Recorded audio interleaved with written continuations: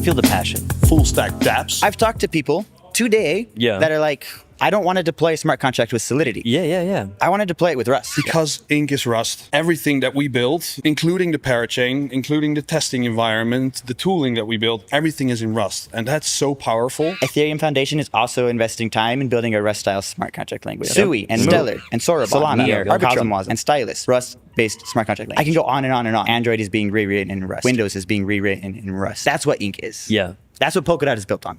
All of Polkadot is Rust. Our token is DOT. We just use .token. How are we feeling about Polkadot Hub? Is this something we can combine with, or is there reason to stay separate?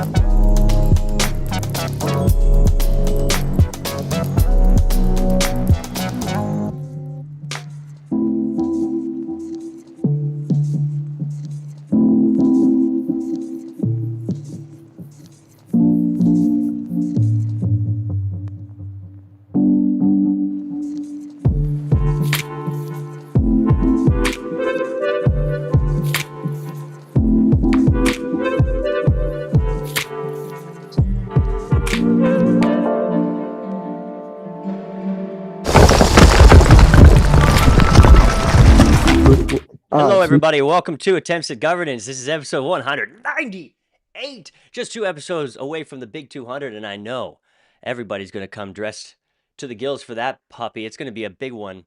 We're going to start. Oh, hey, there you are, everybody. Nice to see you. What a beautiful panel we have today. We actually are going to meet some new people today, meet some old friends. But we're going to start with the state of the Treasury, which is looking fantastic this week. We are up 210,000 DOT, which is worth $1.5 million at today's market value. We're also up on USDC, 260,000, and we're up on USDT, 110,000. All in all, with the appreciation of the price of DOT, the Treasury is up 25 million-ish from this time last week. 25 million out of nowhere. Pretty nice. That's the state of the Treasury. And looks like we have a floater. We're going to throw it over to Funky for the state of the funk. What up, Jay? Yes, the state of the funk is unflappable. So I am doing my cold plunge today. Just had a great workout at the gym, but unflappable because I am living the pool man meme. We just put up the third and final version of the Connor Daly ref after everybody's feedback. And we already have some auto instant naysayers, of course. What a shock. This is life in OpenGov. But I want to tell you a story about the comeback kid, Connor Daly. So if you remember last year's Indy 500, there was during his qualifying lap, a small fuel issue that then slowed down his car by milliseconds, and then he ended up in the back of the pack. Let's not forget that Connor then led the race for 22 laps and probably would have had a top 3 podium finish if he didn't have a little bit of bad luck on that final restart with a couple laps to go. Still ended up in the top 10. I am convinced that people will see the immense value we can bring to the Polkadot network and all of the United States, which is poised to become the crypto capital of the world. So I'm asking people to vote aye on Connor Daly. I'm going to go to every single race and I will PD my ass off for this network and this community. Vote aye. Thanks, Jay. Woo! Thank you, Funky. Oh, looking good in that pool, Funky. Thank you very much for that State of the Funk. We're going to throw it over to Limo now to take a look at Referenda Gone By. How in the hell am I supposed to follow that? You can't? Like, oh my god. Right, there's only 6 refs this week, so quite a quick one. The first one is by Remy on the Wish for Change track, ref 1350. This was approved, and it sets Polkadot branding guidelines for projects in the ecosystem wishing to get treasury funding. Then we have one by Token Terminal on the Big Spender track, ref 1346. This was approved, but the preimage was removed because they accidentally used the PO proxy. Ooh. And if you want to vote for Token Terminal again, it is ref 1381. Then we've got Connor Daly on the Big Spender track, ref 1357. It was rejected, but you should go to ref 1389 to vote with like an amended scope, right? And I'm sure we're going to talk about that a little bit later on. Then I am going to butcher this name, Código Brazuca on the Small Spender track, ref 1348. This was rejected, and it was for 27.5 thousand USD for the Código Brazuca Academy, establishing a community of developers in Brazil. Then we have Cisco on the Small Spender track, ref 1351. This was rejected, and it was to reimburse some funds that got stuck due to an XCM bug. But the community realized they requested USDC instead of dead tokens that they lost, and they could request dead from the treasury. So let's see if Cisco comes back requesting dead instead of stable coins. And then I don't know who my editor is, but they've put Big Grifter Funkosaurus Rex as the submitter of this referendum. It is a small tipper, ref 1380, and this was approved for 69.42 DOT as a finder's fee for Modern Markets Polkadot sponsorship. And I can see that Funky's used that to buy a pool, apparently. So congrats to Big Grifter Funkosaurus Rex. Funkatron, what do you say to that? Just real quick. Yes, while I'm grifting the treasury with my meme numbers, I want to say tomorrow, Modern Market is going to be doing a segment on the Pudgy Penguins mythical crossover. So I invite all of you to listen to the show. Everybody should be piling into the Modern Market. It continues to grow in numbers. I basically helped craft some of the wording around it. I gave them a bunch of links. I gave them a bunch of data. So believe it or not, I am continuing to help Modern Market and my friends Legendary and B-Check behind the scenes with anything relating to Polkadot. So please join the show tomorrow. In general, I just want to say that if you think you have a handle on what's happening with the myth situation, the Pudgy Penguin situation, the FIFA rival situation, you don't. What's going to come out of there over the next few quarters is just going to melt faces. Be ready. Myth is going to be huge. We're going to start today with a discussion from new friends in the Hive. We got the boys from Vitality, an esports team brought to you by, where are you, Strindberg, man? Hey, we have this discussion up here. I'm going to post this in the chat and give the floor over to the guys. 8 minutes on the clock. Everybody, welcome to AAG. Hello, everyone. So we'll share the presentation. Guillaume, if you want. Okay. Hello, everyone. So can you go full screen, Guillaume, and we start? Okay, let's not lose time. I'm the CEO of Team Vitality, one of the biggest esports organizations in the world. I come with some of the team members, and let's dive directly into who we are and what we propose today. So basically, as I said, we're one of the biggest organizations in the world. We come from France. We are the leaders in Europe.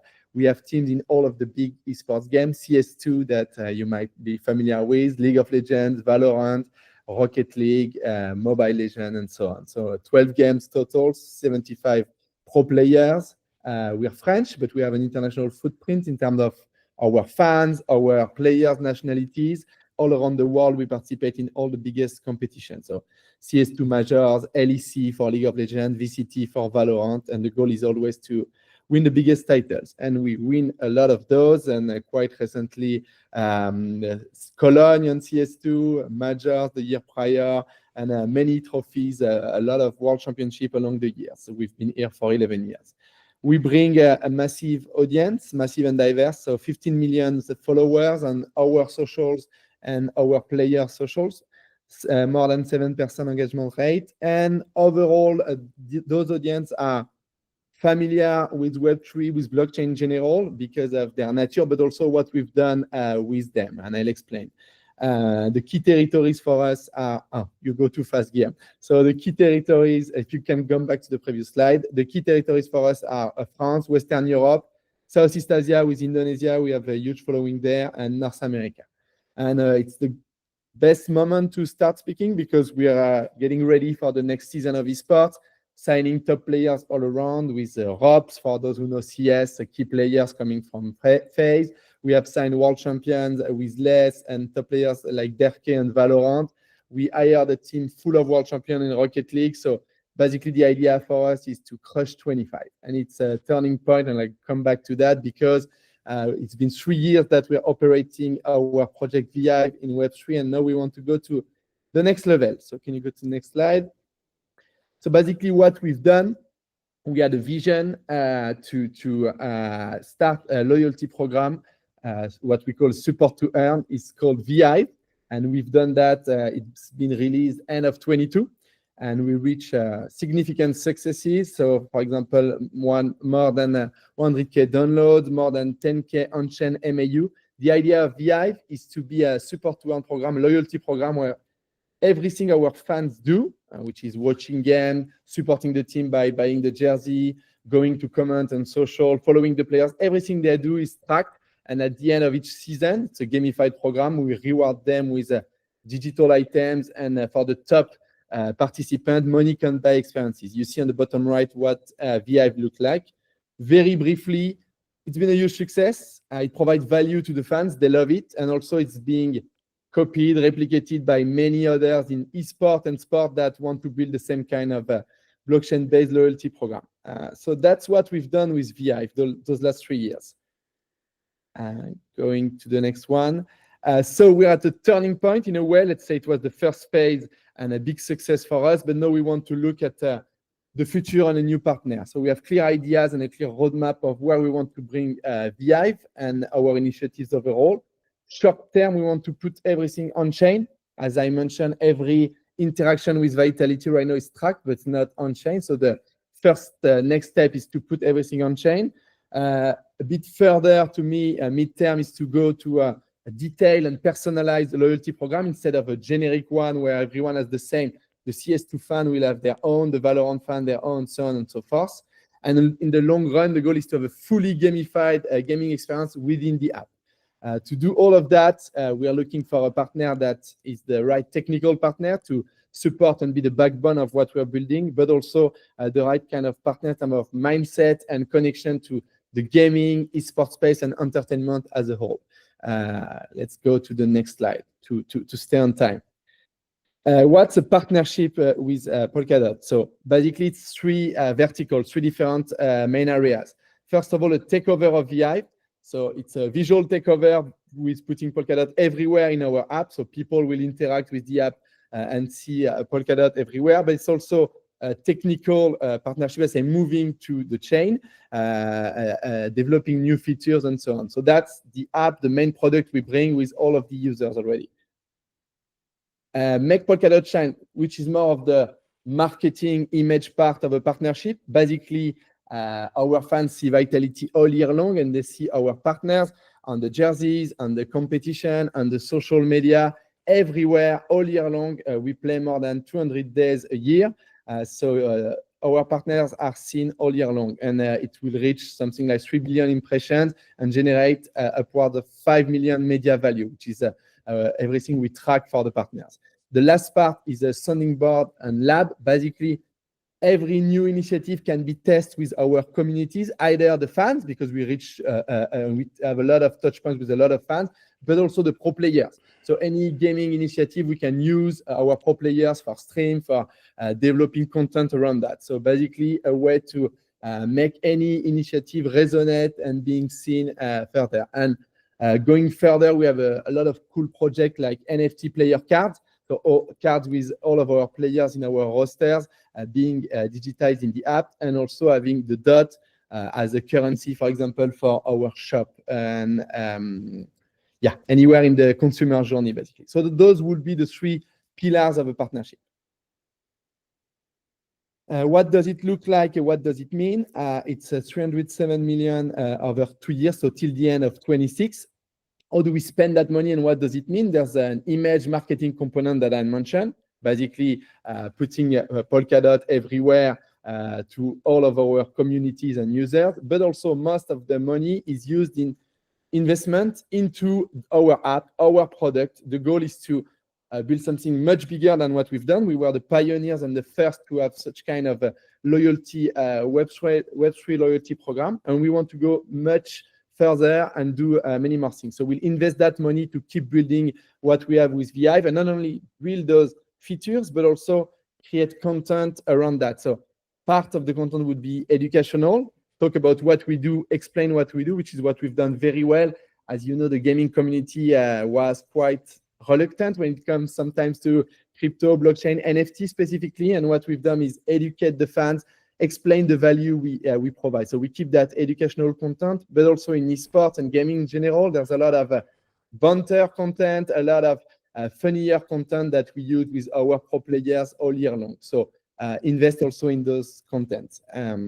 So that's the general presentation. So I don't know how it works, if we have time for questions, but overall, if I have to summarize, we are one of the best esports team in the world. We already have built an exceptional product. So that's demonstrated. We have the user, we have the fan loving the product and using it, and we want to go much further with you guys. That's the general thing. Thank you, everyone. And we're at time, but we're going to give Tommy a very quick question, and we really appreciate if you keep the answer about this big. And then we want to see you again next week, because this is gonna be a big discussion. We're gonna have a lot of questions about this one. Come whenever, guys. And, good stuff. All right, Tommy. All right. Thank you for the presentation. I appreciate the offer. I think it's a good one. I'm sure you're aware we have this partnership with Heroic right now. Oh, yeah. In my opinion, it turns out very good, right? So we have a good experience working with esports teams. We're going to have to see the sentiment in the community. You're muted. You just muted yourself there, Tommy. Yeah. I don't know how you did that. You were saying you were waiting to Did see you hear anything? Something about the community is where we lost you. Yeah, right. Let's see how the community reacts. Some very early feedback here. So the contract we have with Heroic goes for 1 year. I think this is a good contract duration. I think I'm sure they're gonna come, or maybe they have already come for an extension, right? And as long as the partnership is working good, I think this is a proper model, because it also made Heroic hungry to innovate and think about new ideas, and the ideas that they're coming up with right now are really good. So I would rather suggest to go for a 1 year contract. And then I would like to see a much better split up of how the cost components are there, because I think this is of course the critical part.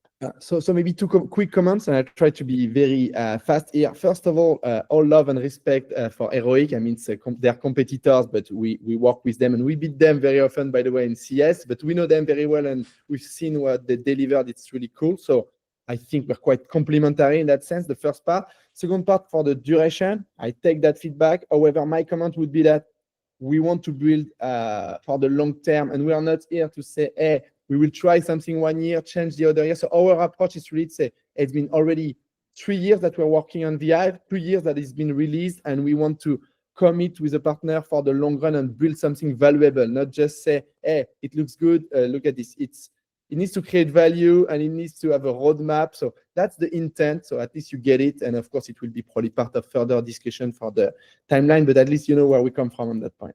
I definitely encourage everybody to take a look at this discussion here. Not yet a ref, so we'll see how it goes.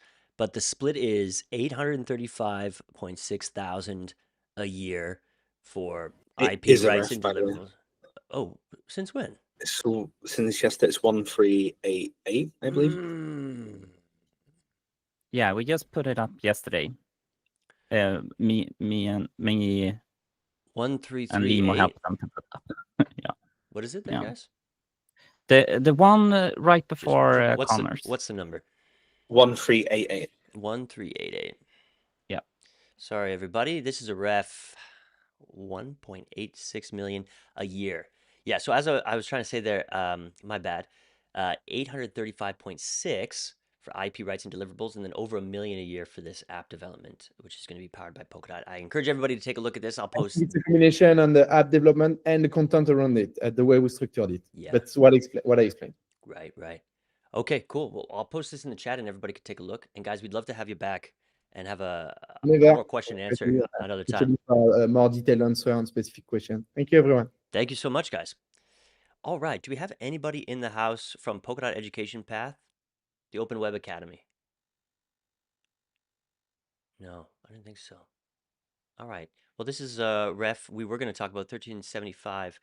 Oh, maybe Guillaume? Guillaume, are you here with the Open Web Academy? Or no? I'm part of the big Team Vitality team. Sorry about that. Okay. So So I just got disconnected. all good. 1375, struggling right now, about a third of the way through the decision period. 27,500 USDT for an education program. Maybe we'll see them next week. In that case, we're going to move right over to the new hot, fresh ref from Connor Daly. This is the 2025 Polkadot Motorsports Program 2.0. And to catch you up to speed, we did have a ref that was struggling. And then what the team did is they came up with these incredible KPIs. So venue onboarding, Polkadot app download commitments, NFT commitments, as well as the usual media impressions, and having our logo on a badass race car. They're back with a fresh ref with all this put up front. Guys, welcome to the show. Put 8 minutes on the clock. And here we go. Thanks, Jay. Appreciate it. Yeah, first and foremost, apologies for myself missing last week. Was running around dealing with other crises to manage. I think it goes without saying we've been pretty repetitive in terms of our proposal and what we've been trying to aim and accomplish. Just to quickly touch base on the discussion of KPIs. I'll go back to our original ref 514, and reemphasize, just the importance of what Funky's beating such a loud drum about, which is the crawl, walk, run component. Our initial program was to get the question to begin being asked, what is Polkadot, which is becoming more prominent than ever before, both in person, at track, and digitally. And that was our goal. So right now, as we're kind of working through that walk phase, this is where, this next step in this next program is critical. Just to look at any updates, because I think the number one piece of feedback that we've heard overnight since putting up this new ref is, what the heck have you guys changed? It's the same price. But we came back after working very closely with the race team, Junko's Hollinger race team. They have been monitoring the conversations from afar, both in Discord channels, AAG and beyond, and as well as having just daily conversations with us. What they have wanted to do is to show their good faith of this partnership and brought to the table two key components that are critical updates to our program. If you remember, we had 6 original primary races going into this IndyCar season. We have now added 2 more races, which is an over $1 million value to the proposal. With those races, they are 2 of the most premier regular season races, which is in Monterey, California, which is right outside of Silicon Valley, which is a premium spot to host all of our venture capital, Silicon tech bros and girls across the board. It's going to be a marquee focus event, the same way that we focus and are going to put a big emphasis on St. Petersburg to kick off the season, based on all of our relationships on the ground and beyond.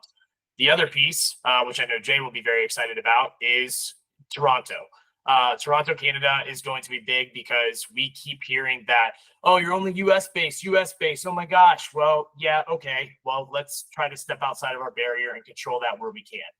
Toronto, we know that we have a growing presence in the Polkadot community there, and it's a no-brainer for us to move that race over to Polkadot as well. You're probably asking, why weren't these added before? These were previously dedicated to another partner within the race team, and we've now moved them over. So the race principal and ownership group has been monitoring and said, these seem like no-brainers for the benefit and feedback of what Polkadot's getting. Let's add them on there in good faith. An absorption that is going to be coming from the race team. Second to that, as we look at just updates to the KPIs, there's more structure and detail to the numbers, as well as a very ongoing and developed program with billfolds that we're trying to support, based on what we have relationship-wise with some of the biggest race venues and music venues all over the world. Again, there's an argument, well, they've been funded. Why are you helping them? Listen, a rising tide raises all ships. And again, if we can bring incremental value across the board, we're going to make everybody look good. And if we have those resources, it's a no-brainer to get those transactions and to get that technology implemented into these venues as well.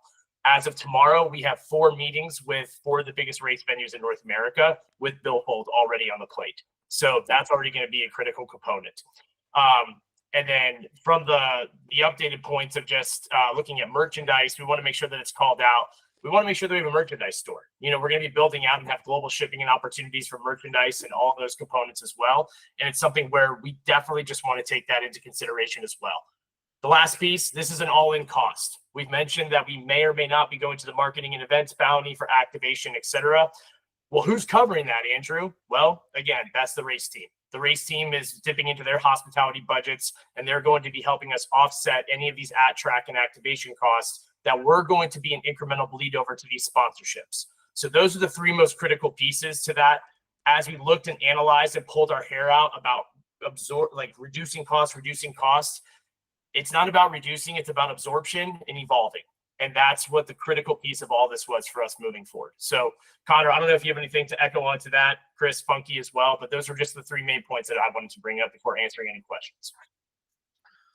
No, I think that was great, Andrew. I mean, I think obviously we've heard a lot about the international stuff, and yes, Canada, not too far away, right? But I think going to Toronto would be a really cool one, and to be able to get some people involved there would be really cool. And then obviously Monterey, California is, I mean, that's a really nice one to add, especially when you think of the near cities to that. So so there's a lot there that I think we've done. And honestly, this has been every single day. These guys are busting their butts, and Mr. Funky as well. I tell you what, there's a lot of cool stuff that, we were on a call last night for an hour and a half, just talking about, everything that we're going to be doing. So again, it's, I don't want to take up too much time, but I think, again, it seems to be, after listening to, a lot of folks, this seems to be a healthy addition to what we've had, and something, something new that hopefully people will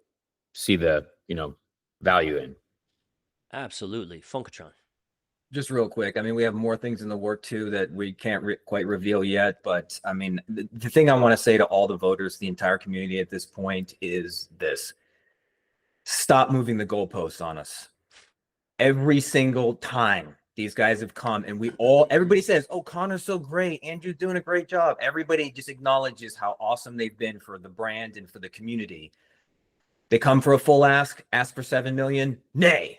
Come with a very targeted 3.5, nay. Come back and have the KPIs and everything else that everybody asks for, nay. Why? It's ridiculous. I'm really, okay, maybe I'm not as unflappable as I made out in the beginning because I was in that cold pool, but it bothers me that people continue to move the goalposts when there's so much immense value to be had. And I will continue to beat the drum, crypto capital of the world. There's going to be massive tailwinds in the United States. And if we do not have presence here, if we do not have mind share, if we're not grabbing attention, forget it. Yeah, no, I feel it all. And kudos to you guys for being so perseverant. Obviously, when we get to these multi-million-dollar requests, the sticker shock is real. And a lot of people have a difficult time parting with this capital. Even though we're up 25 million this week from last, and things move so quickly, It's psychologically difficult to get over. Okay, so 2 new races, funky development at every race, and I just want to emphasize again, these nice air-conditioned rooms around the track where all the bigwigs are rubbing shoulders and having snacks while these incredible races are going on. That's where the big stuff happens. That's where Andrew and Funky are chatting people up and other members of the Polkadot community while Connor rips around the track. That's pretty cool. This billfold integration, like on what level is this integrated? Is it like at a stand or like what's that idea there? That seems like so big. Well, I mean, Andrew, you can speak to it a little bit as well, but I mean, these are essentially you're going into venues that have, let's say, 750,000 people annually to 1 million people annually. Yeah. And you're replacing all the technology that they have in there. And then it's, it's all billfold from then on out. So that's what we're trying to do, is get fully integrated. That's wild. Yeah. They're point of sale systems. So they're replacing the point of sale systems, possibly, potentially. So even when Connor's not ripping around the track, when somebody else is, or they're having a little rave. Yeah. Party, yeah. It's not just, it would be any events they hold at the venues throughout the year. Yep. And hats off to Spence again for the hook there. Yeah, Spence is crushing it. I can't wait. I can't wait to get him back on the show. You can tell he's busy because he hasn't been on the show, but I think he's up to something. Okay, do we have any other questions or comments? Oh, we're over time. But anything real quick? No. We'll see you guys. Yeah, Andrew. One last thing. Yeah. If not us, what? That would be my one last comment, and I'm just starting to say it more and more prominently. So if not us, what? Like, I get the tech argument, fine, but hold us accountable. We've done good work so far. Otherwise, you guys would just completely shit on us. So if not us, what? Yeah, we'll have to see what happens here. Not a lot of votes in yet, but we'll see what happens over the next few weeks, and we'll see you guys back on the show soon. I have a good feeling about this. This is great, in my opinion. Cool. So Kustau is I right now, but early votes. We're just started up here. We'll have to see how it goes. Guys, thanks very much. Thank you. Everyone. All right. Ooh, here's a really interesting one. And it's a situation where it's a big idea, and the vote is reflecting it. 62.1% in favor, about a third of the way through the decision period, maybe a little more. This is Interstellar, the next gen smart account features powered by Polkadot. And Elliot, welcome back to the show. Welcome back. Hello. Yes, nice to see you. What's it been like since we saw you last week? How are the voters treating you? How are people digesting this idea? And what do you want to tell us today? Yeah, so today I wanted to start by presenting a small video. I think you should be quite familiar with it. Shout out to Indico also and Monte Crypto. And can you see the screen? Yeah. Oh, you're gonna show. Next on Polkadot DAO active votes, Interstellar, after completing 2 back-to-back Web3 Foundation grants, is now introducing a decentralized and common good wallet layer that could reshape how users interact with the Polkadot ecosystem and beyond. The solution tackles 2 critical challenges in blockchain adoption: the complexity of seed phrases, which causes 50% of potential users to abandon wallet setup, and the security limitations of existing hot wallets that hinder larger investments. Interstellar's architecture is composed of a settlement layer allowing for blockchain-based account abstraction, as well as several security features: security multi-party computation, trusted execution environments, secure elements, and a Web3 Foundation-backed decentralized strong authentication system, all built on Substrate and secured by Polkadot. The proposed SDK enables instant onboarding using just your everyday smartphone, eliminating the need for seed phrases, email, passwords, or hardware wallets, and transaction fees are payable in DOT even for operations on other blockchains, enhancing DOT's utility across other networks. The solution also offers flexible recovery options, cloud recovery without storing private keys, NFC tags, as well as social recovery through trusted contacts. Each of these options can be combined based on user preferences. This proposal is requesting a little over 600,000 USDC spread across 9 milestones and has the potential to tighten security on existing wallets while streamlining the onboarding process, bringing it even closer to a seamless Web2-like experience. Follow the course for more. Honestly, those guys don't get paid enough. That was amazing.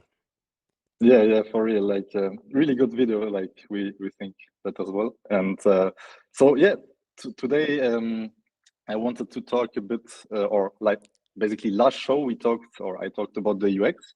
I presented an onboarding demo which showcased the instant onboarding and one-tap backup features. and you can see it at the left side, I think. So this is the perspective of a complete crypto newcomer, which never interacted with the crypto or whatsoever. And it literally takes 10 seconds to onboard, create, and back up your wallet. And we also got the question, like some of the question was, how is this framework different from what Nova Wallet does, for example?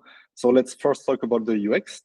So while Nova Wallet made a really good first step into the right direction by replacing the seed phrase with a password, you still have to have a minimum complexity in the password for security reasons. So the password still needs to be stored somewhere safe or remembered. So it still has some similarities to seed phrases, actually. Elliot, we don't see the presentation. Oh, you don't see the presentation? Wait. Oh. Hello, hello. Yep, we hear you. You got to share screen. Oh, okay. yeah. Sorry. Oh, my bad. Okay. Can you see it now? Yes. Oh, okay, perfect. So yeah, just gonna continue with it. So you can see at the left-hand side, yeah, for crypto newcomers, this literally takes 10 seconds to onboard with our proposed framework. And yeah, the comparison to Nova Wallets is that we don't have any passwords at all. So we even eliminate the complexity of having to write down a password somewhere, store it somewhere safe, or having to remember it. And however, the biggest difference, compared to, for example, what Nova Wallet does, is in its security. So basically, you can see there has been a report from Certic that highlights that in 2024 alone, there has been 2.36 billion in crypto incidents, amounts of dollars that have been stolen, with phishing alone resulting in almost half, 1.05 billion in exploits. And you can see here the exponential increase of phishing attacks with over 400% increase, 4x from 23 to 24. And combined with private key compromises, it hits almost a $2 billion mark. And we think that also with the rise in AI agents, this trend will be seriously amplified. And as the Polkadot adoption grows, these attacks will increasingly target the Polkadot ecosystem. And today's Polkadot wallets are not ready for this. So if we come to back towards the comparison in terms of security, so let's say Nova Wallet is a hot wallet, so like Talisman and a sub wallet. If you create a wallet, your private key is basically exposed in the memory of your device, and your private key is exposed in the memory also of your device every time you sign a transaction. So that's really important to have in mind. And this makes it really an attractive and easy target for attackers. In contrast to this, the Interstellar framework never exposes your private key. In fact, we don't even store, or the private key doesn't even exist on your mobile device. Additionally, also, Nova Wallet or any other hot wallet is not protected against the consequences of phishing attacks and malware infections. So, for example, if you click on a malicious link, there was an incident, I think, a couple of days ago, which we think is quite funny coincidence. But if you click on a malicious link, it can trick you into signing malicious transactions to steal your private keys or exploit your transactions. And we think also this makes it really attractive for target these kind of solutions with phishing attacks. And you can even get infected with a malware by receiving just an iMessage without having to click on anything today. It's quite impressive what kind of solutions the attackers come up with. So what is the solution to this, basically? So you probably know common solutions like today's 2FA solutions, Google and Microsoft Authenticator. These solutions start being increasingly implemented in other ecosystems to protect against sophisticated attacks. However, even these solutions can easily be hacked and compromised. They are not resilient against overlay attacks or private key exploits, and they are completely centralized, exactly like passkeys, so they present a single point of failure. So Interstellar created the first decentralized strong authentication, which is backed by the Web3 Foundation. It is based on a breakthrough in visual cryptography, generated in a completely decentralized way, and can be sent to your smartphone in the form of a single screen. So this means you can secure any transaction or sensitive operation for a minimal cost, making your transaction completely resilient and secure against any kind of wallet drainer, malware, or any other existing attack vector. And here a quick demo of how this works, so you have an impression of the technology behind. And while you may not require this feature, like this transaction validation for microtransactions, for example, for gaming or something like this, when sending a reasonable amount or accidentally clicking on a phishing link, this feature can be a real game changer, not only for the Polkadot ecosystem, but for the security of all of Web3, as this can be integrated within any app without compromising user experience. And such a framework really doesn't exist anywhere else in the whole Web3 ecosystem. So additionally, while being completely resilient and decentralized, this security and authentication also aligns with, it's called like PSD2, strong customer authentication and other compliance standards, making it also much easier for Polkadot ambassadors or like ecosystem agents to onboard or help onboarding big corporations or institutions into the Polkadot ecosystem, as these often require these kind of security standards. So then we also got the question of adoption. So we've already spoken to a lot of teams in the Polkadot ecosystem, but also to a lot of teams outside of the Polkadot ecosystem, including like major dApps, corporations, institutions, and even like world-leading payment and infrastructure providers. One example is Worldline, for example. They are the fourth largest payment provider in the world. Then also like a founder of FIDO Alliance, Cardano Foundation, and much more. All of which are very excited to test this technology, which is powered by Polkadot. So I hope these like features and especially security features, which I talked about now, like really clarifies our value proposition and highlights especially the difference in regards to hot wallets. So yeah, I don't know if there's time for question, but yeah, I wanted to get this point across. No, we're a minute and a half over. It's all presentations today, wall-to-wall presentations. That's interesting there. So you actually have some people who are interested in using this if you build it. This is kind of the new piece. Of course. And at what percentage of those people are you allowed to talk about? I mean, for now in the Polkadot ecosystem, we shared it publicly, like on the forum. Then like for the others, like outside of the Polkadot ecosystem, yeah, the ones we mentioned right now, so a couple of ones we're mentioning, but yeah, so far it's still, yeah, pretty much confidential, and yeah, so we are not allowed to talk about anyone this point in time. I don't in the forum post I don't see which projects has said they would integrate this. Where is it there? Yeah, so you can see the list with, let me check, like of early access partners in the proposal.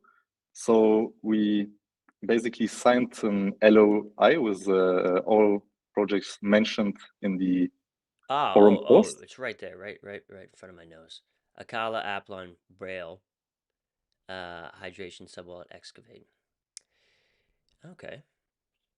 Exactly. So yeah, these are the projects like in the Polkadot ecosystem, at least, and we're like working on having more and more projects also in the Polkadot ecosystem. And everyone that is interested by this, like, feel free to reach out and yeah. Okay. Do we have any quick questions for Elliot while he's here? What's the timeline on this? How soon is this project finished? Yeah, so like now we have for these milestones, first version like in 7 to 8 months, and yeah, so that's the timeline for the first milestone for the one we just posted. 7 to 8 months for this $660,000. Yeah. Exactly. Okay. All right, Elliot. Thanks a lot for coming on. Thank you, Jay. All right, one more. We are talking about Ideal Network. We had a discussion phase with the guys last week, and hey, Tony, what's up, man? You're in with a ref. Hey everyone. Congratulations, big step. 300. Thank you. 1,250 USDC. Yes, sir. 100% in favor so far, but a little shy on the votes. I think this is gonna shift as we go. But yeah, the floor is yours. What's going on with Ideal? Yeah, hey everyone. So yeah, last week we were here discussing the discussion. So a few days ago we actually posted the official referenda. So we took your feedback. We significantly shortened the proposal from 33 pages down to 8 pages. So it's a much more digestible at this point. Yeah, so there's still somewhat low engagement. We had some issues with Poke Assembly, some issue on their end. But we've some initial feedback already, so we just kind of wanted to come here and clear up any misconceptions or answer any of the questions that some folks already had. So I'm also here with Juan Guarini, my co-founder. Hey, Juan. Yeah. Hey guys. Are you there? All right, perfect. So the rep is number 1383. If anyone wants to check that out. So yeah, just to get started, some of the initial questions were about the budget allocation. 300,000 is kind of a lot for something. So we want to emphasize that over a third of this request is purely for security audits.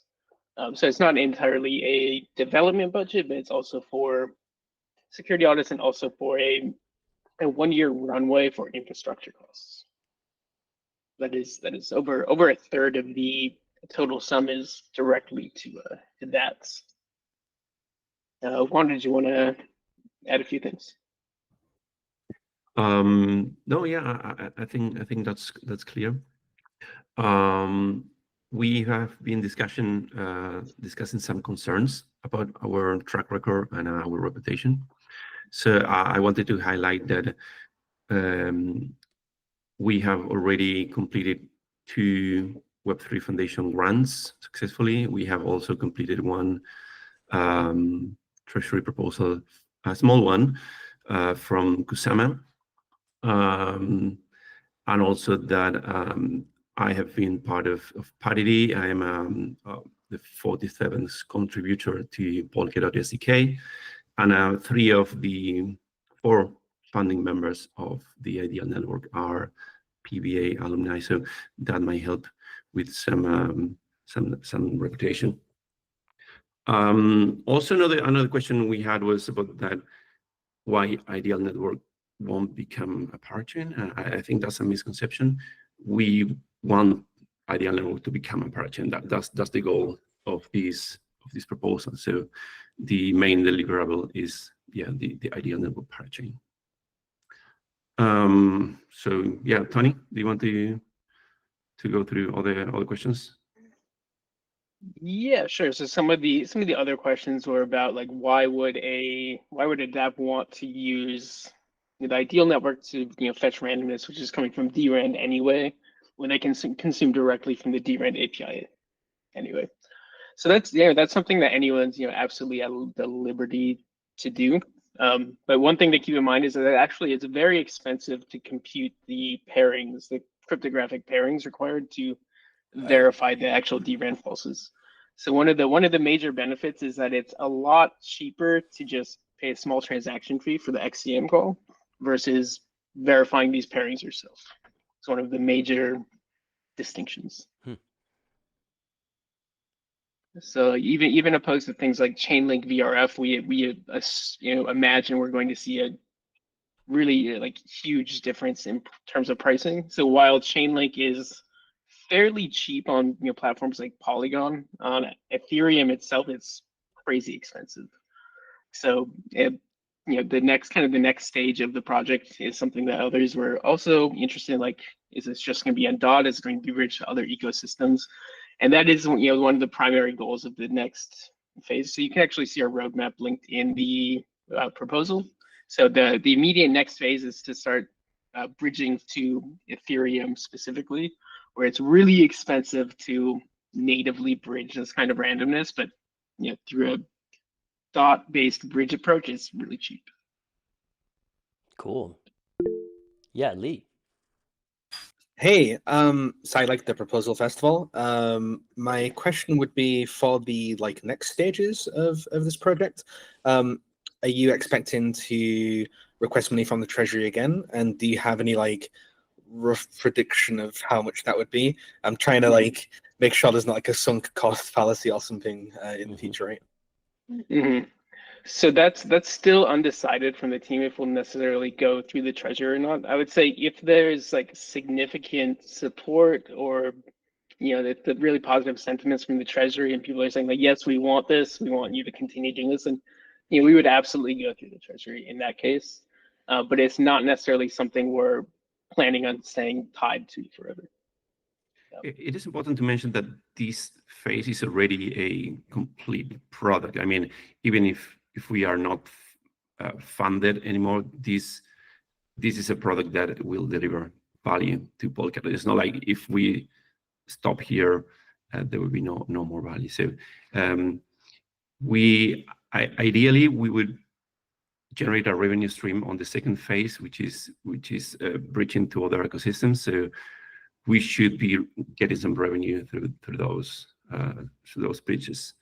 So ideally, we would not come back to the treasury, but yeah, as Tony said, is still to see. Right. So this money here gives us a cheap and awesome source of randomness in the Polkadot ecosystem. The next phase would bridge it out to EVM ecosystems. Yeah, but it would still work without that. Yes, so without that, it would be available to runtimes, so through pallets. Yeah. It will be available on ink contracts.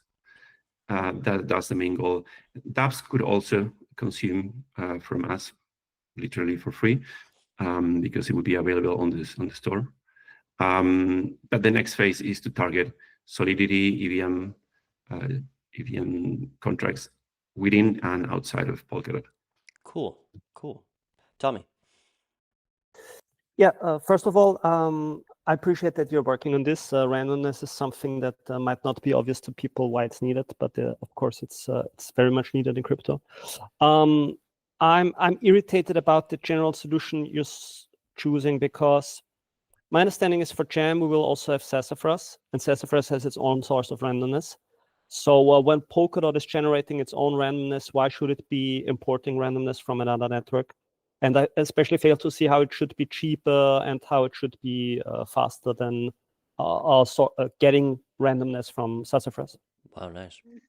Yes, I can respond to that. So I believe Sassafras doesn't generate fresh randomness within every block, right? If it's similar to Babe, it's still epoch based, so it's still fairly infrequent to get new values. So I think that's one limitation, is the amount of time you're getting fresh values. So whereas you might want every single block to have a unique value, Sassafras probably can't offer that.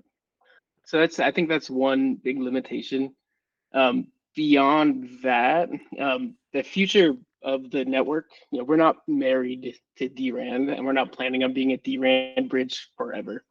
So the main focus of our decentralized futures was actually producing our own native randomness beacon. And that's if you look at our roadmap, the third phase is to bring that development we already did and make it production ready, perform security audits, and actually bring that into the ecosystem as well. So as opposed to just bridging external randomness, the final phase is to bring or to make an economically incentivized randomness beacon that's introduced to the Polkadot ecosystem. So I think that's another large difference from Sassafras. And then also with VRF-based randomness, you don't get time lock encryption, which is a major feature we're trying to deliver as well. Good question. All right, thank you. All right, looks like we're at time there, guys. Thanks for coming on. Good luck in OpenGov. Don't take it too personally. People are just trying to protect the treasury, Yeah, understandable. It's running out. We almost have no money in the treasury, so gotta be careful out there. Definitely. Good Thank stuff. you, everyone. Thank you. Hey, anybody else on the call have a ref or a presentation they wanted to talk about that we missed today? I just see so many people on the call, which is great. But anybody miss something? Or did we miss something?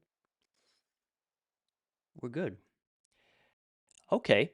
Well, then I wanted to open it up to the panel, and I'm actually curious, Spectre. It's nice to have you on the show whenever we do. How's the Polkadot Hungary DAO going? I was curious to hear how that's progressing. Do you have an update for us? In what sense? How is it going as far as efficiency goes? How's it going keeping up with all the refs? Are the votes aligning with the greater DAO, or are you guys finding you're more on the other side? It's going well with one of the PIF applicants. So we got some plans for January, February, and March in community building. So that's good news. Regarding governance, it is hard. It is really, really hard, and it's a lot of work. So, well, I mean, if you don't take it seriously, then it's not hard. But we try to take it seriously, and it is a lot of work. It is a lot of discussions, sometimes really heated arguments in our meetings as to what's good, what's not good, why we get external experts if our expertise is lacking, trying to understand especially technical proposals, but it's very good. I like it very much, and if I'm not here, then I watch AAG religiously. So, but I try to make it at least the Polkadot ones. Awesome. That's so cool. Yeah, it's loads of work. How much more time do we have left in this DV cohort? It must be getting down, no? Ends on the 11th of March, kind of halfway through. Or halfway through. Wow, good stuff. I wonder how it's going to go after that. I see the what's that DAO? What is it? They were grilling the hell out of Andrew. A permanence DAO. Oh yeah, permanence DAO. Yeah, they're coming up. That's interesting. And then Dottie Dreamer, also that account that we've been following for a while. Now 12 million votes on Dottie Dreamer. That's pretty big. Got any ideas who that is? I don't. Do you? I have an inkling, but I'm not 100% sure, so I don't want to say. You're like 99.8%. A bit less. Okay. Yeah, that's interesting. Let's see. Hold on here. Let's take a look at some refs that we've been discussing over the past few weeks. Let me just load them up here. I don't know. Government. Okay, yeah, here we go. So a few that we've discussed in past weeks, checking in on them. We have the Fast Grants Bounty by the EZA guys. This is about a third of the way through and just shy of 60% in favor. And I think we have a lot of the votes in so far. So we have 4 DVs on the I side. We have Chaos DAO and Lenexus on the nay side. And yeah, not many abstains here. Is Chaos DAO close, or are they fully on the nay side here? Is this the Fast Grants one? Yeah.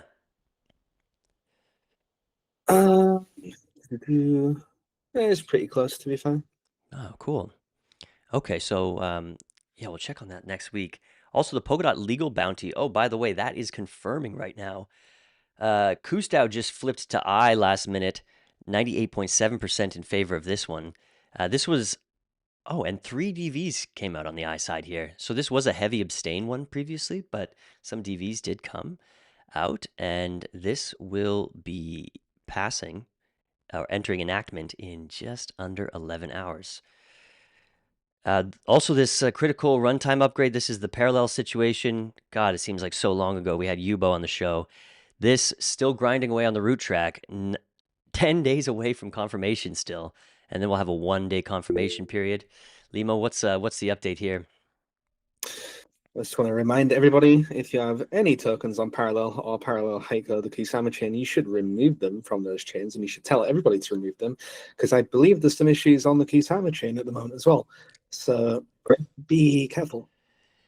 Yeah, thank you very much. And yeah, that's it that we've been talking about recently. Any other refs that are active that have kind of caught your eye? I think there are some spicy ones out there right now.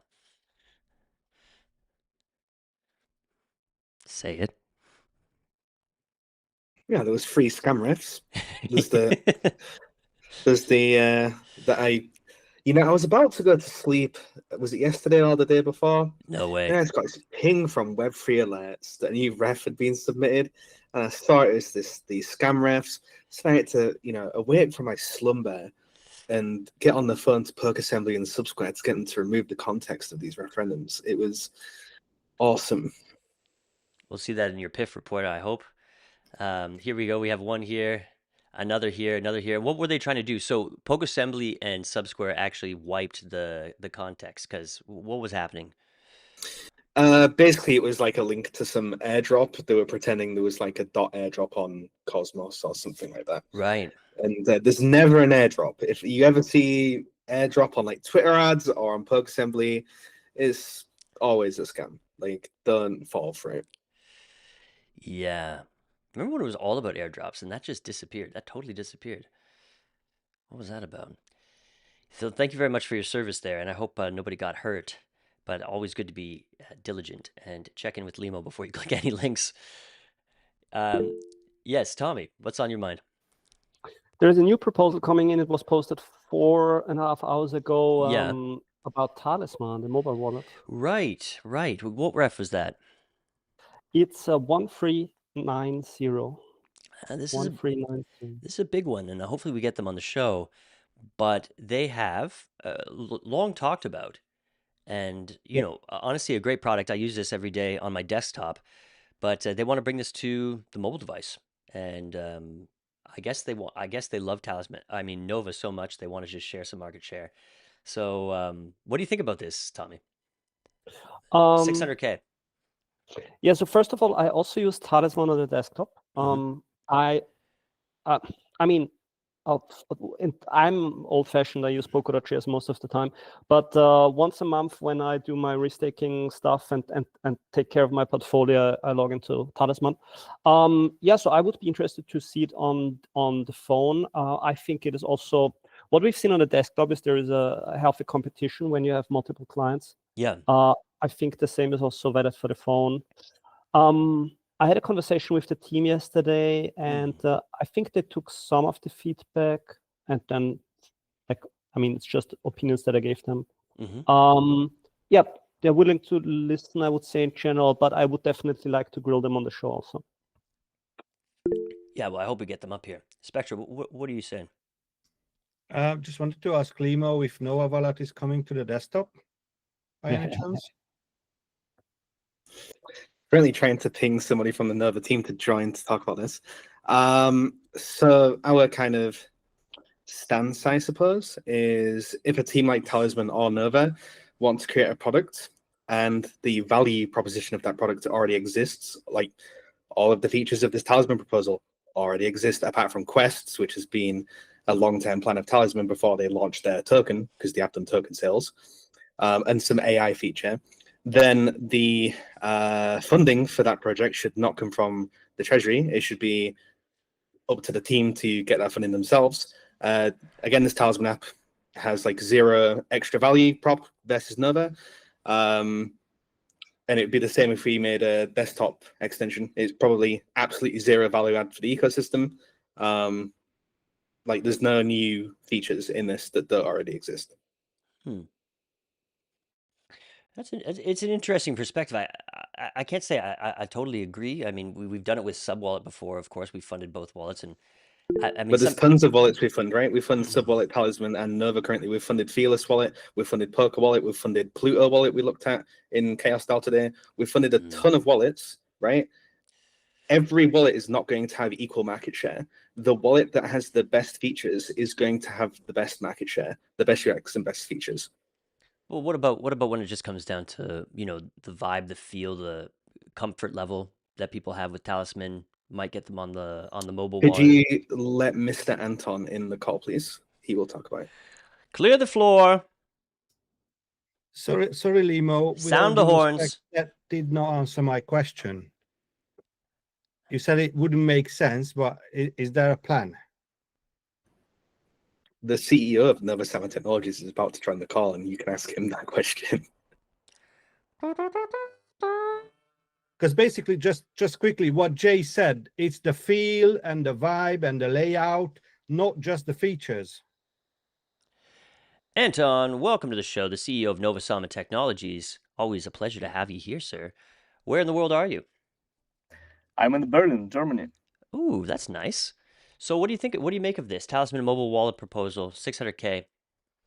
Yeah, I think I commented about it on the proposal page. I also took a look on the new referendum that published that has more details, and I think my point stays the same. In general, when I think about like the Polkadot treasury funding something, we talking about two things. We talking about creating new value for the ecosystem or solving the problems, right? When we talk about existing product, expanding the product line, which is totally fine to do, right? I think this is more aligned with the investor board of the Talisman, right? Or retroactive proposal. So once it's delivered and it looks like the value was delivered, which was proposed, right? So the people can judge it, right? As for now, I think we have this talented team. And for me, it's just like, it seems that we are wasting efforts on creating something that it already exists in multiple forms, right? So we have multiple mobile apps already. We have official app for the Polkadot coming, right? And it doesn't make sense without any new value created, right? And in the proposal, I failed to find one. Yeah, compelling arguments. You know, we're gonna have to see how these actually land with the voters. Only one voter so far, $1,000. That's kind of rare. But still waiting for a decision deposit. I see. Hopefully, we get them on the show soon, and they can talk about it themselves.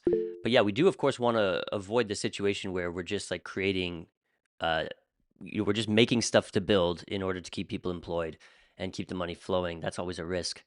The question is, does the market want it, and do they want it $600,000 worth of desire? Funky.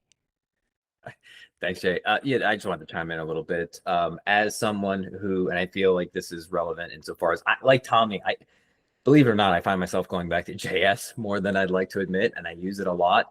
One thing that I feel like that helps in terms of just like if you have in your Google Chrome, whatever, set your extensions to only on click, because it's really frustrating when like multiple clients open up. So if you have it only on click, the buttons kind of pop out on the extension. You have to manually click it, reload the page if you want to use that one particular extension client. So like PJS is my default, like it's always allowed on any site, but if I want to use Talisman or anything else, so that's just a good way to manage that in your Google Chrome extensions or Brave or whatever you're using. I do love the portfolio feature for Talisman. That was always one of my favorite things about it. And as a desktop maxi for a long time, that was kind of my go-to thing. But I will admit, Limo wore me down.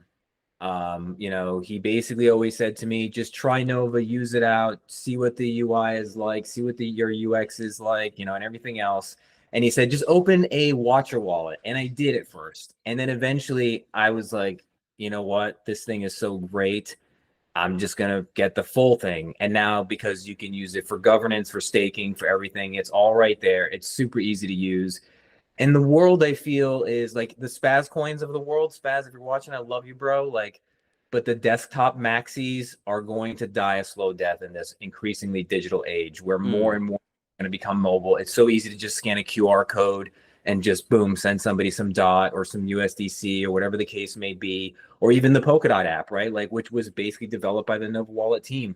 You know, that's one of the things that I praised about it when I had my call with Berto, is just like how easy it is to use. So I do wonder how much value it's going to add to the ecosystem with, you know, you already have Subwallet, for instance, that does both, where it's a desktop and also a mobile wallet. You know, and Nova has Spectre, right? So there is kind of some desktop version of it, but you still use the main Nova wallet interface. But I don't see myself ever using the Talisman mobile. I'm just being completely candid because this is the one thing about the gravity that Nova's created, sort of as that first mover advantage and the network effects of creating a lot of people using it. The swipe governance feature, like I just don't see myself ever using a Talisman mobile. I'll still use the desktop version, but now that I'm sucked into Nova, like I'm just going to be stuck there. Lebo? Yeah, just to reiterate what I said earlier, the Treasury has funded multiple mobile wallets, right? So you can go to the Polkadot wiki, you can see there's Fearless Wallet, Nova Wallet, Polka Wallet, Sub Wallet. All of those have been funded in the past. It becomes obvious what the wallet with the best UX and the most features is by the amount of users using it that are not botted metrics, that are on-chain metrics. And Nova Wallet, if you check our Twitter account, you'll see a recent article that we go through on-chain metrics in terms of like staking numbers, for example. And it's obvious that we are the wallet of choice in the ecosystem, right? We could fund 100 different wallets, but you're always going to have a wallet that is more popular, right? It's like there's a ton of EVM wallets, but everybody uses MetaMask. There's probably a bunch of Solana wallets, but everybody uses Phantom, right? Every wallet is not going to have the same level of popularity and is not going to have the same level of features. Okay, so your argument is that we're at the point where a champion has been crowned. We're not in this growing the pie situation, using multiple touch points. It's time to consolidate. What, Anton? No, like if I want to elaborate my thoughts even more, I think Talisman mobile wallet should exist, but it should have like this distinguished place in the market, right? So there should be a need to download it, right? Like the new official Polkadot app, there is a need because it's designed for the no coiners, right? So you can say, hey mom, download this app, right? And she could use that, right? Because it is designed for people like her, right? If you want to explore everything, you can download like a no wallet because it has like all the Polkadot utilities in one place, right? If you want to have this like a branded version of mobile wallet, you can download sub wallet, you can download multiple wallets, right? But with existing feature sets, it's just like, it's so frustrating for me to see the talented people, the people in Talisman, working for the huge amount of time, because current proposal just phase 1, right? And the 600 is just phase 1. There is phase 2, phase 3, and so if you go to the document, right? And it's just like the result of their work would be the version of no wallet or any other mobile wallet in ecosystem like 2 years ago. Do we want that, right?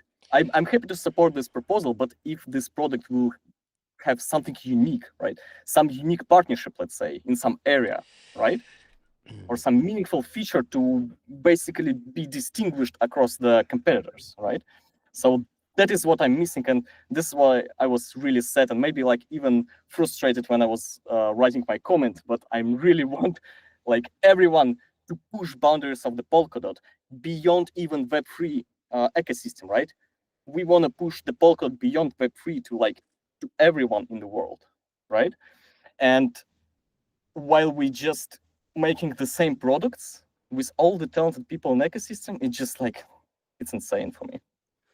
You know, I'd be curious to see how many people are using Talisman who for activity outside the ecosystem. I'd be interested in that. Hey, Tommy, what do you think now? I think there is a lot of merit to the arguments of Lima and Anton. Yeah. I wanna and I'm very much neutral on the whole discussion. I wanna insert one more argument. Their XCM version 5 is coming this year, and I think it's also it has potential to change the wallet meta, in the sense that it would give more developers the ability to write these small XAM programs, and you could have sort of like a plug and play system or like a mini app store system within wallets where you can inject XAM programs and then run them and have them executed by the wallet. So I think there's still a lot of room for innovation and doing things in different ways in the future for wallets. And I hope that this is going to be an interesting year in terms of again, reinventing wallet experiences. Yeah, I think something that's going to happen quickly, and those who don't pay attention will get left behind quickly, is this intention-based interaction with blockchain. So just simply typing what you want, and it all happens, and not going through menus and learning UIs and all that. That may happen so fast, or not. Well, I hope it happens. If it happens in the whole industry, I hope it happens here in the best way possible. Okay, so you know what? That's a really interesting discussion, and we're going to see what it looks like on chain, and we're going to get the Talisman guys in here as well. Hopefully they listen to this, and we'll give them their time next week, and they can reply to everything that happened here. Thank you for that discussion, Anton. Nice to see you. Digging the haircut. Everybody, Why the market pumps and now everybody looks better. I don't know why this is happening. But okay, it's great. Hey, we do have a few more refs that I was going to throw up, but we just got joined by Angie Dalton. Angie, are you still in Europe? I am. I'm in London. Oh, sorry, We had the UK. Yep. Yeah. Yep. We had a great game souk last night here in London. It was awesome. And then Polkadot meetup on Don Diego and Lucy ran that, and Richard from Excavate. So it was really it was a lot of fun. Good to hear. We had you on the schedule because you wanted to give a .play update. Did you still want to do that? Sure. Yeah, we'll do a quick one. And Nick, I'm gonna have Nick kick it off.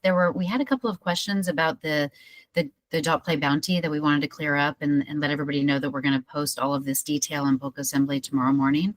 And we have just done a presentation to the curators, so we figured we'd share that as well, just so everybody has as much transparency as possible. The only areas where we can't share the information publicly is if we are under NDA. So anyway, with that, I'm going to turn it over to Nick. Hey, thank you, everyone. So I'll just spend a bit of time to explain how we have gone through the process of obtaining these sort of child bounties in regards to sort of the .play bounty. So we have, as we have mentioned already inside the proposal we have submitted, we have two different teams, the advisory board. We have the game advisory board and the technical advisory board. When we have what we would call I would say a proposal which we feel positive about, we take it through them, take their advice, both on the technical level and sort of the business side of it, and then we take it to the curator team. So we have assigned a single wallet, which would be the recipient of these dots, which is the .play company account wallet, which is a verified wallet. That's assigned to the company, the .play GmbH, which is now a Swiss incorporation. And then there's a company account on Kraken, to which directly all of those child bounty specifically would go in order to execute. Each time that there's an execution that happens on Kraken, the exact amount that is to fulfill that contract in USD, because everything that we have executed to date are USD, so fiat contracts, are then directly sent to the UBS account to which we execute with our partners. There were a couple of messy ones, I would say, in the beginning that had to do the one, basically, we had to execute that contract in a specific time frame. The company was not set up in order to be able to deal with this. Thankfully, Cedric had to step in and essentially had to help us in order to take those dots and convert them into USD through a proper compliant way with legal advice. I think that was also picked up as a conversation in the agents chat, to which we shared sort of the specifics of how we were to go through that kind of messy, I would say, transaction. But other than that, I think right now we're sort of in a good way to be able to handle most of these transactions. Time from conversion to dot to fiat right now would be under 3 hours. So I don't see us facing any more sort of exchange rate sort of risks, whether that's sort of upwards or downwards. Obviously, there's a lot of detail, very granular, that we can share here, right, from all of these transactions. We'll make sure that we put sort of something in the Polka assembly that everybody can see. But yeah, we'll make sure that we don't expose too much that would put anyway these agreements, I would say, at risk. If I may jump in here real quick, just because I think some context would help us understand why we're talking about this.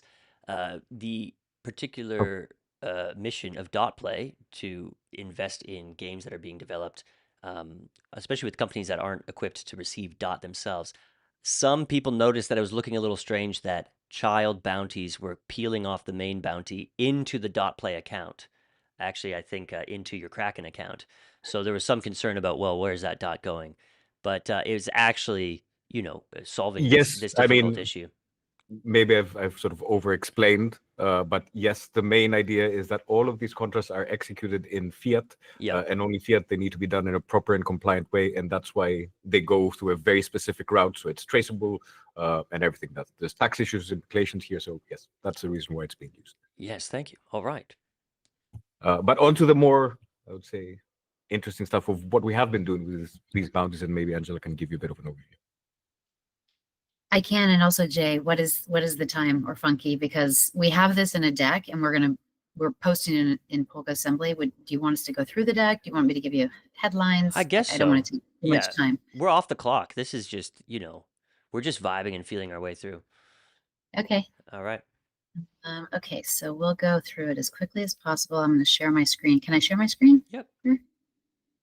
Great.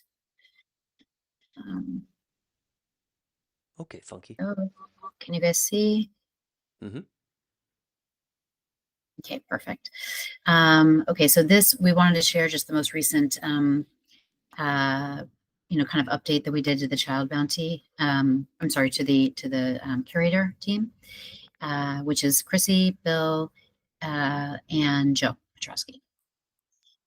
So meet Dottie. This is our virtual influencer.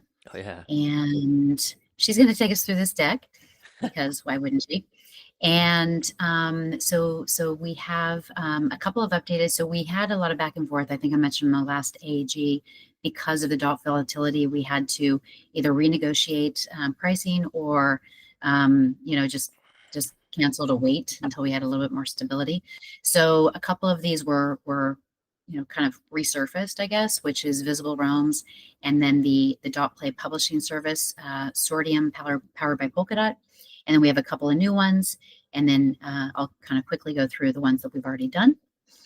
So the first one is Polkadot social media virtual influencer tech. So this is something that we are building with Visible Realms, and Eliza is on our team. And I also just want to clarify too that she is being paid by the dot play business development unit that is being financed by the Web3 Foundation, and she is not being paid for this effort. The payment is going to her developers that she's hiring to build this tech. And we track that very closely because we want to make sure that there's no double dipping going on. So she has a lot of experience in building virtual influencers. She built one that had 12 billion views on TikTok, and has learned a lot about that over the years. And she also knows a lot about the challenges in this. And so the new piece of this is she's going to build this team of virtual influencers, starting with Dottie. And these virtual influencers, again, starting with Dottie, will be playing our games, playing the games that are kind of part of the publisher dot play. And she will be a human behind Dottie, followed by AI orchestration in the background that will orchestrate Dottie. So Dottie will be posting on Reddit, on TikTok, and she'll be posting on various social media sites about the games and about Polkadot education. And then we've got a fashion influencer. We've got a lot of different ideas. But the renegotiation that we did when we had time to kind of step back, and we decided to step because of the volatility, is that this tech that is being built is actually is really interesting for the Polkadot community long term. So we did negotiate a deal where we have a share of all the revenues that come in from that tech in perpetuity. So just to give you, I didn't put the numbers on here, but just to give them to you, as soon as we get to 1.2 million in revenues, so we're putting in $300,000, and once these tools, and that could be across any content, once those tools generate $1.2 million, then we go to a 2.5% take rate for in perpetuity, and that will again be split with the Polkadot community. So that is for, and then the Polkadot community will own Dottie. The revenue split on her is 50-50 in the beginning, and but then these other influencers could look like other games. So already other game studios have reached out and talked to Eliza about the idea, like, could you make these virtual influencers, like, instead of hiring KOLs, can you make me a set of KOLs that are the look and feel of my games? And so we'll get a revenue share on that. The next one is the 3D asset generation tool, Sortium AI, and this is our original presentation to the community, which is we are investors in a handful of gaming companies, and we because we're investors, we can help in directing strategy. My view as an investor has always been to invest in fewer, not more, and really roll up my sleeves and get deeply entrenched with these companies. So Sortium has token warrants in its with investors. And at the time that they issued these recently, Coinbase, Polygon, they're getting courted by pretty much everyone. And so as part of this deal, what we are doing is we're paying $6,000 a month per studio for 3 studios, and that's over 6 months. And that is so that we can provide these 3D asset generation tools to 3 studios. And then Sortium will then, at the end of the 6 months, take over the contracts. What they gave us in return for this is the tagline "Powered by Polkadot," which I mentioned before. Thank you, Sean Taprisi, for that. And then the second thing is that they will, in our, that we negotiated, is that any future token launch will be in the Polkadot ecosystem. So that's, sorry, I should have gone to this slide earlier. That's the total amount, 108,000. Other new tools in our toolbox are the Unity SDK renewal, the blockchain gaming documentary, as you saw. Play was not featured. Mythical was not featured. The idea was we wanted to be supportive of all, gaming related, efforts really in the Polkadot community. And so we participated in that. And then in terms of what's already been completed, we made a commitment to Nitro Nation World Tour. This is our largest commitment, 500K. And this includes finishing the game, which comes out at the end of March, so stay tuned. And it also includes within that, it's called UA, which is a common terminology for marketing spend, user acquisition. And we also carved out, so this is a credit facility. We're basically giving them a loan. And we aim to be paid back first position. And we also carved out, for anyone who knows any interested investors, we're already pitching this to Scytale. We carved out another 500K under our terms, our favorable terms, for another investor to come in and participate in this marketing spend. And the other 2 pieces that are Polkadot related is that the game developer, which is called CM Games, will use the Polkadot Unity SDK, and we will have 2 skins in the games, or at least they've committed to giving us 2 skins, which is Connor Daly and the Polkadot race car. So every time those skins trade hands, we will get paid a portion of that revenue. Oh, damn. And then Roblox, this is our UGC strategy. We're doing Roblox, Fortnite, and eventually everywhere, as I had mentioned, but right now Roblox is just so much bigger. 40 million games have launched on Roblox. So we have a high-low strategy with Roblox, which is we made 1 bet, which is large, and then we're making a lot of small bets, let's say putting $600 into a game, etc. More like the low end is kind of almost like a venture strategy, make a lot of bets and hopefully a few of them will hit. So we put 400K into this game. This game is highly confidential, and we've been, we're under fear of God that if this comes out publicly, both basically it's the IP holder. So it's a very well-known IP in our game in Roblox, and it just launched just before the holidays. We will be able to talk about it over time, but the IP holder, which is a studio, Hollywood studio, and the game developer just want to control the messaging, and also they have a strategy, a rollout for the game over 6 months. So far, the game launched just before Christmas. In the first 14 days, it had 13 million visits. The numbers are just phenomenal. As of yesterday, it was the number 30th monetized game in Roblox out of, again, 40 million games. It is the most played branded game on Roblox right now. So knock on wood, we had a good start here with a large game. They haven't turned on influencer marketing. They haven't turned on advertising, and they haven't turned on toys. So this is a very well-known IP. And when they sell toys in this game, we'll get a 30% cut, and the studio will get the IP holder will get a 70% cut.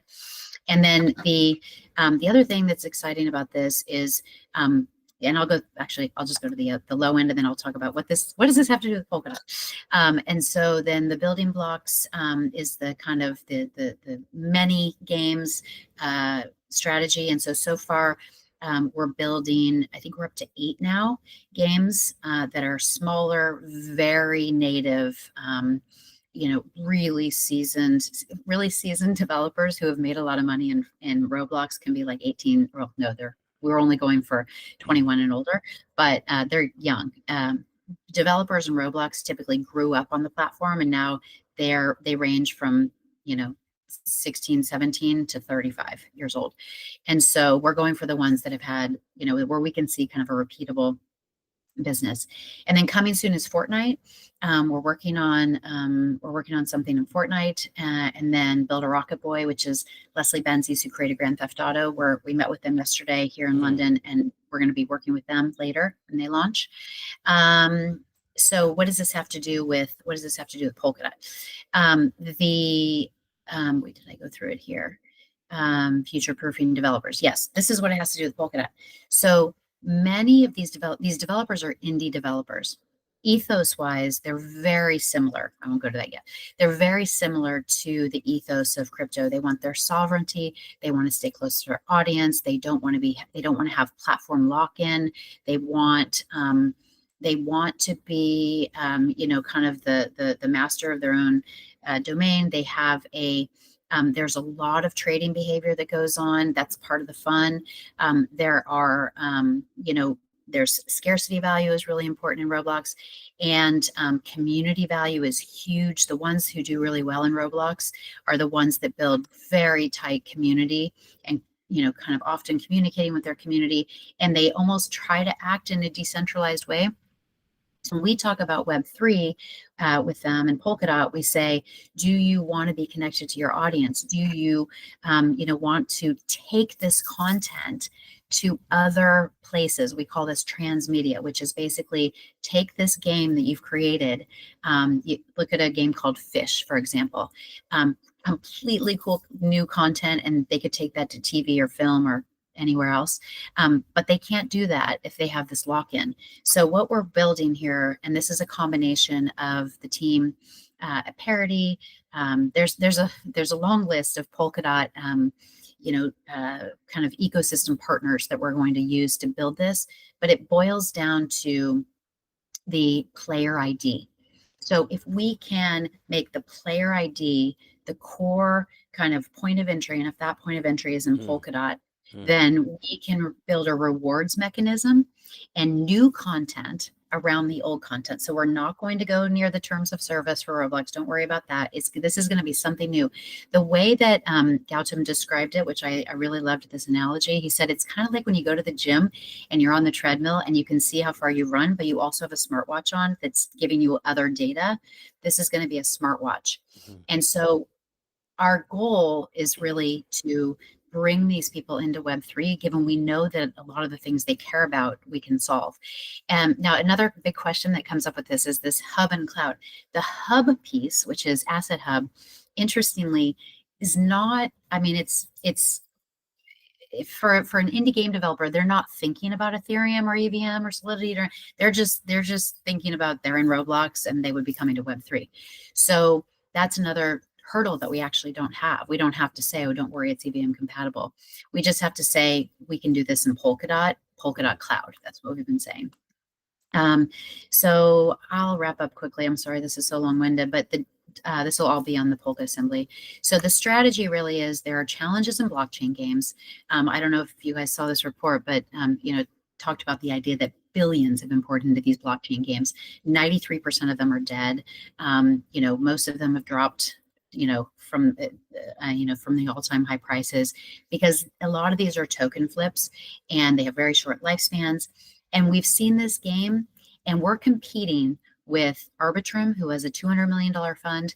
We're competing with Big Game, which just, the founder of Big Game reached out to me 2 nights ago on Telegram and said, hey, great news, look at this press release. We're going to launch a $150 million fund. We have $2.5 million from the Polkadot community, and I think we're going to be able to do something really different and creative, but we have to be really scrappy here. We just can't do this thing that everybody else has been doing. We're going after the traditional Web 2 market, which this market is massive. There are 100 million people playing Roblox today. So that's where we're going, and we're trying to go to the big audience and bring it to us. There are a lot of challenges in traditional games. I don't need to go through all these. You guys have probably heard about these. But the idea that the cost of if the Polkadot community hired us to make a traditional game, it'd be like, okay, see you in a couple of years, and we need several $1 million minimum. With this, these platforms for independent creation, they can create games in 6 to 8 weeks. For, like I said, like a huge game is 400 or 500K. So the strategy really is to go after these platforms. The Roblox platform is getting paid by Roblox, the company, $1 billion this year. The Fortnite platform, same thing. So we're really trying to be in the trenches, native, and servicing this independent developer, and solving their problems, which we think we can already solve them in Polkadot. It's just a matter of educating them and really being there to help them. The good news for us is Hub and Cloud from Polkadot is going to take, we've been hearing, about 6 more months to be ready, and that's good because we have that time to really educate our community in Roblox, Fortnite, and Build a Rocket Boy. So again, think of these platforms as completely new platforms for game development with indie developers who have a similar ethos to the crypto ethos. And so we just need to be really creative, especially when we're competing with these huge funds that are, 100 times our size sometimes, and we need to, instead of thinking about these kind of smaller token-based communities, we need to think about going after the large audiences and bringing them over. And that was Varsuk, and that's, I would say that's a wrap. Awesome. Great strategy, great results. It's nice to see. Thank you for walking us through that. Does anybody have any questions or comments on it? No, we got to see that IP, that Roblox IP. Yes, Strand. And just in terms of the time frame, just so you know, the end of March, like I said, Nitro Nation. Yeah. We will be able to start talking, I think, about this big Roblox project. I would appreciate it if anybody does know the answers, or does know the IP holder. Please don't talk about it. It's in our interests because they can cancel it on us if that's part of the NDA. So just keep it in the family if you guys don't mind. Very good. Yeah. Strand. Yeah, go ahead. Sorry. Oh yeah. No. I just want to say I totally agree. Like Roblox is so big, and to bring people over is more about reaching people who are already interested in blockchain as well. It's not always about like trying to get people who are not interested at all in blockchain to come over, but they will already exist in this community. So I think it's a cheap way to reach a large audience. I mean, they have a younger audience, of course, but I mean, they grow up all the time. So I'm playing like Dress to Impress with my daughter all the time. So I know there's a lot of parents playing with their kids because, just to interact. So no, I think I'm playing alone, by the way. Yeah. No, there's ranks, and my daughter is always bashing me for being such a low rank. But no, I think it's good. Very exciting with that IP. But so excited to see what comes of it. Great. Cool. By the way, we thanks for the 5K for the blockchain indie games on chain documentary.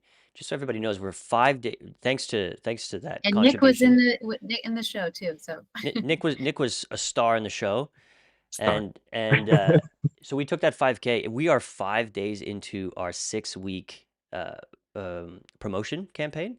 We're just reaching 14,000 hours of watch time. People have watched this for 14,000 hours so far, and we're just a fraction into it. So thank you very much for that contribution as well. And the other thing that I want to mention on Connor Daily is that we did negotiate the skin and this Polkadot car. And so I'm really hoping that we can figure out something with the Connor Daily team, because this would be, I think, huge. 100 million players were in Nitro Nation the last round. So anyway, sorry. That's the thing about your whole presentation there. You kept talking about the money that's going to be coming back to us. like that 30% off sales of toys and stuff like that. And people need to remember that dot play is actually looking to grow the treasury. You're putting money out there and looking for money to come back. That's the idea, right? Absolutely. Yep. Yep. Wow. This is we're and a lot of people have pushed back. I get not a lot of people, but one area of pushback has been, okay, you're going to make money, but what does that have to do with Polkadot? We're trying to get that Venn diagram of making money and good for Polkadot. Mm-hmm. I mean, maybe just a comment on that, because I think sometimes it's not the intuitive part, right? Sort of when you hear the story about let's go to these big wall garden spaces, it's a tough sort of sell when you look at it in the face value. And we have recognized as a team that we need to do sort of more, right? I would call it on the Web3 sort of token or sort of tooling side. And we're going to have sort of a renewed focus a bit, I think, as we move forward. From my side, I'm going to try and see how I can best support the building up of these tools so we can be able sort of to receive all these different audiences. But I do think it's not either or here. We need a bit of everything. Hmm. Yep. Good stuff, guys. Thank you very much. Great. Thanks for all the time. Yes. Yes, Rid. Yeah. So since we're off the clock anyway, Angela people might not know, but Angela used to be on the board of Face Clan, which is a really big major esports organization as well. So earlier this call, we had the presentation from Team Vitality, Angela. So if you like next week, you can come back and ask some like questions if you want. So Nicholas and Angela have already been asked about some stuff in the Vitality proposal. So we have been already working like long before this was even posted, but would love to hear some feedback from. Yeah. Okay, I'd be happy great. to do that. We just actually, it's funny, I just came from meeting with the owners of Giant X here in London, another team owner. So I know something about that. We'll No, but absolutely okay. dig in and work Yeah. with you on that. Mm-hmm. Awesome. Everybody's cooking. Thank you, guys. Hey, a few more refs wanted to look at before we close the show here. Token Terminal, that situation with the proxy account. We talked about it at the top of the show, but just a reminder, 1381. If you go and contribute an iVote, it's going to get them their funds that were already approved a whole lot faster. Big spender. So even with 30 million on the I side, still 20 days until we enter the 7-day confirmation period. Painful wait for that UX snare that even the Koos was in, and many other projects as well. Basti actually has a solution for this. Did you see that, Lee or Tommy? He was building some solution to this proxy problem. What was that? Yeah, he mentioned it, but it was too much for my brain to really look into it. Right, yeah, me too. I just hope that there comes a point this year where we're no longer annoyed by proxies. Lima, honestly, I think it'll come. Lima, you're the biggest proxy cheerleader ever, and look what it's done. What is it, Lee? Just skill issues, man. It's user error skill issues. Yeah, Like yeah, people yeah, just need to learn to play, dude. No, like, but what I'm seeing now is a lot of proponents actually have learned that this is a problem, right? So as part of my like pitch funding, I was helping Team Vitality with their scheduled payment rep, because you have to manually do it in Polkadot.js at the moment, because I believe Subscribe and Polkadot don't have this functionality in their UI. And yeah, the topic of is this the correct account to receive USDC and all this was coming up quite a bit, right? So I like showed them that it is like a normal multi-sig and not a peer proxy, right? But hopefully either Basti's implementation or the other implementation that was getting worked on comes pretty soon, because yeah, getting wrecked with peer proxies is not ideal. Painful. We talked about this on Monday, but the Meetups bounty, their curator set expired, so here they are putting their curator set back up. Obviously, they would appreciate your votes here too to get this through. Yeah, Lee? What names? I'm hearing in the community some like drama over one of the curators. I can't remember which one. That was There's fixed. something. That was it's fixed. Okay. Yeah, okay. That's behind everybody. Yeah, so that's good there. Also, OG Rust bounties. This is a cool one. I hope we get them on the show. Valerie and Jakob, Basti, Donald, and somebody else wants to take $250,000 and put it toward funding people who are building stuff that we put forward on the Wish for Change, maybe a way to onboard devs from the Polkadot Blockchain Academy, give them useful things to do in the ecosystem, building on a lower level. This could be really cool and obviously a killer curator set. Yeah, Lee. Yeah, so there was like these conversations were going on in like various chat rooms like a few months ago of like having a list of things for people to do, get them rewarded, and like have it be like a pathway to the fellowship, right? So I'm glad that like Valerie and everybody is actually moved with this. It's really awesome. Yeah, it is awesome, and it's a great service that these busy people will be doing for the ecosystem. And then finally, just to check out what's confirming right now. So proposing new curators for the RPC bounty, 99.9% in favor. OG Tracker, a lot of back and forth here, but finishing with a strong almost 80% in favor. That's halfway through their confirmation period for 604.4 thousand USDC.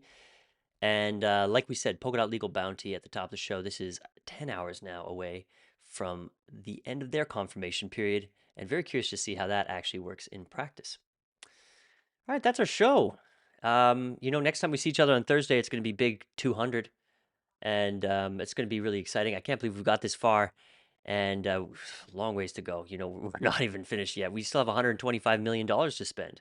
So we'll be back and talk about that. Thanks everybody for being here on the panel. We love your presentations and opinions. Everybody in the chat, nice to see you as usual. And this Sunday on Space Monkeys, it's the guys from Rogue. So we just released a really interesting 3-minute interview with the lead on the Hub project for contracts on Hub specifically. His name is Yan. Really mind-blowing stuff. I think you'll find when you check it out. On Sunday, we have not a competing, but operating in a different space. The Rogue guys with Pop Network, Pop CRL, they are serving people who want to build smart contracts in Rust. And you're going to be surprised about how much the world is getting rusty. Do check that out on Sunday. CLI. Thank you, Tommy. Thank you. Did somebody raise their hand there? Or are we just partying? We're good? Guys, thanks very much for being here. We'll see you next week. Have a great weekend, everybody.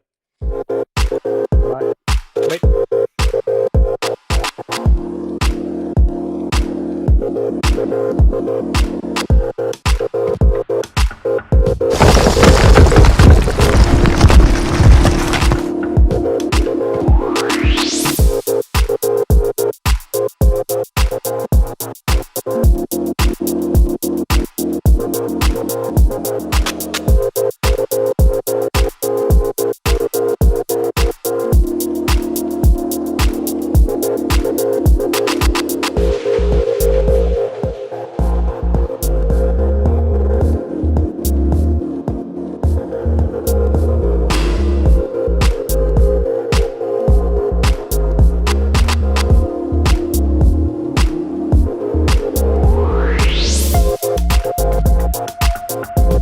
You